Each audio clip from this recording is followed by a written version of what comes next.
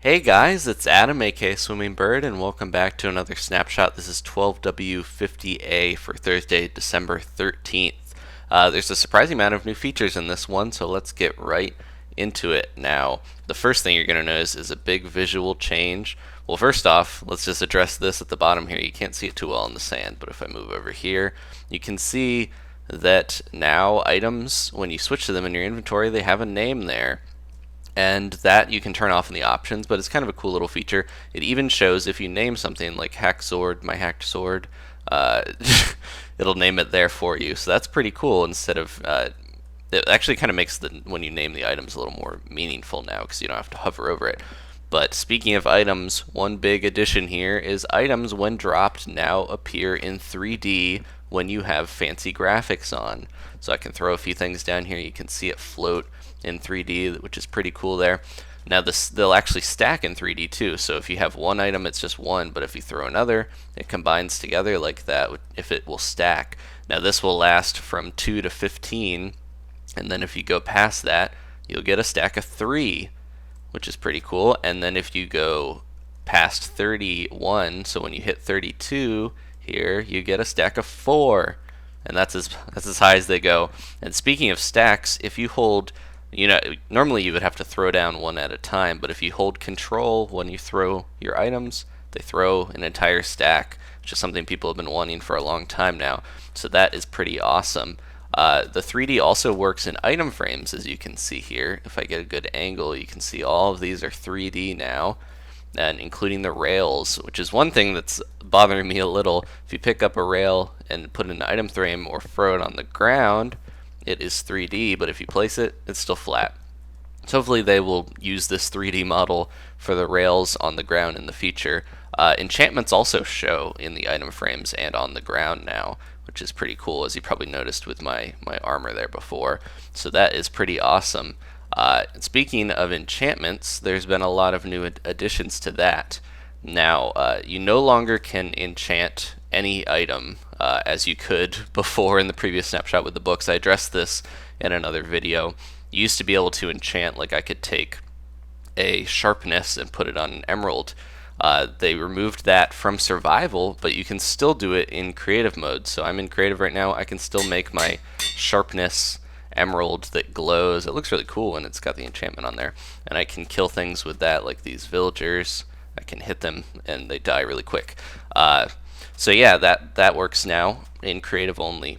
Now, if you want to get these enchanted books here, you need to find them in chest loot, like a dungeon or stronghold or mineshaft, or you can actually trade villagers. I wasn't able to figure out, I'm guessing it will be the librarian or the priest, but I wasn't able to get one of these trades to show up. I spent a lot of time trading with these guys, but they should be able to trade them now. Probably something pretty rare or expensive. Now, if you find the Silk Touch or get the Silk Touch book, you can actually put that on shears, as I also mentioned in another previous video. The only way to get shears with Silk Touch is to use the book to do that. So you have to go that way if you want to get that. You can't just like enchant shears with an enchantment table. But if you have Silk Touch on shears, you can use these on cobweb to pick up the cobweb, which is pretty awesome.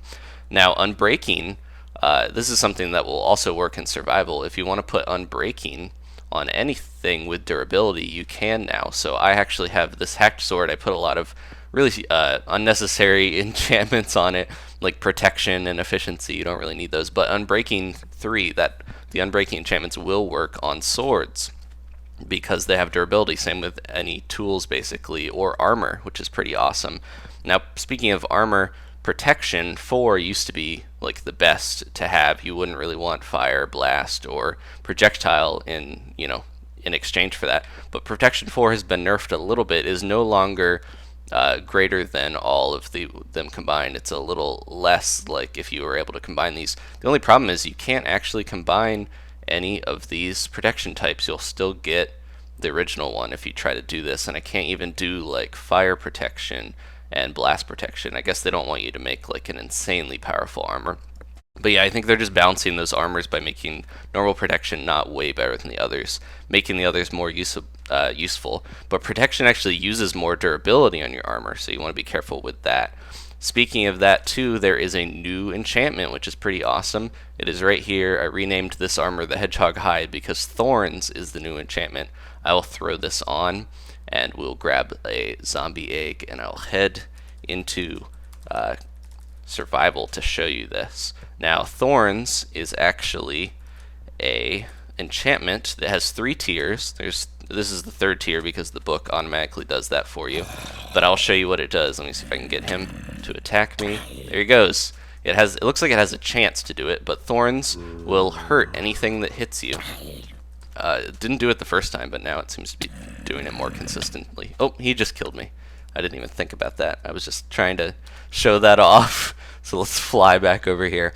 So yeah, Thorns does damage to anything that hits you, which is a pretty good like passive thing to have. He put on my armor. That little son of a... He also put on the creeper head. Alright, let me pick all this up. I had a lot of stuff organized, and now I gotta go through here again. So yeah, let me put it to day and burn that bastard. Okay. So yeah, protection... Or what was I even saying? Thorns. Let's kill this guy. Thorns will make it so that you hurt anyone who attacks you. So that's pretty cool. You have to. I think you can get those from enchantment tables. You don't have to find the books necessarily, but there is the Thorns 3 book. So what other stuff has been improved? Well, now that this is all disorganized, give me 1 sec. I'll get it organized again. I'll show you firework improvements. Alright, we're back. Sorry about that. So let's get into fireworks. Now, fireworks have been tweaked a little bit, their effects slightly, and they also have sounds now. So I'm going to start off with this creeper one because it has the lowest velocity, because the sounds vary depending on how high they fly. So the low ones are pretty loud compared to the high ones, which I can shoot off one that goes pretty high. Let's do a duration 3, this twinkle one. And you'll hear the twinkle effect too as I do this. I can always turn my sound up too, because I want to make sure you guys can hear this. Bam, let's make it loud. There it goes. Yeah. So it's harder to hear the ones that are farther away. And see, that's pretty loud because it's right here. Bam, bam. So the 2 ones, they all have the basic burst sound that you hear. But there are 2 that have the special one. You heard the twinkle already. I'll do that one more time for you. Pops, and then the other one is the large ball, which is used with the fire charge. So it's more of a resonating boom sound. So yeah, the other ones, here's all the effects here, you know, star-shaped. If you watched the last video, I talked about these 6 effects. So yeah, twinkle and large ball are the only ones with sounds. I hope they add trail to have like a little like sizzle effect, like you know, if you've seen fireworks, the trail one usually has kind of a sizzly thing. Now, see, it doesn't do that. Now, one thing I didn't address last time that's been in is that you can combine up to all six different types into one rocket. You can only make it fly up to the 2nd height if you do that, but you can put a ton of them into one. See, there we go. I can make it. It does all the different. It's got the big boom. It's got the twinkle thing. So you can make some really huge explosions that really cover each other like that, which is pretty awesome. So yeah, the sounds vary with distance, and there's 2 unique ones. They no longer consume unneeded items when you make them. So before, if you put like a firework together and you had emerald or something you put in there, even if the emerald didn't do anything, it would consume it. So now they fixed that. The last couple things here are just a couple bug fixes.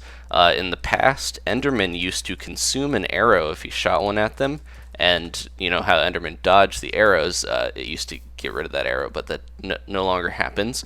This is one that I really like.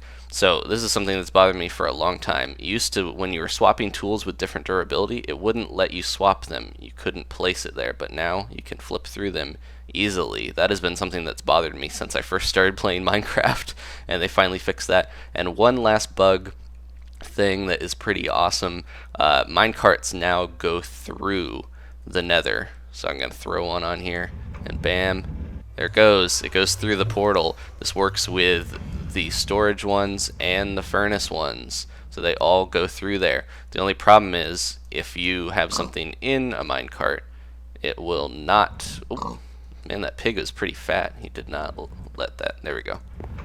If you have something in there, it won't go through. You have to break the, you don't want to break the portal, but you have to break the cart and then they'll go through.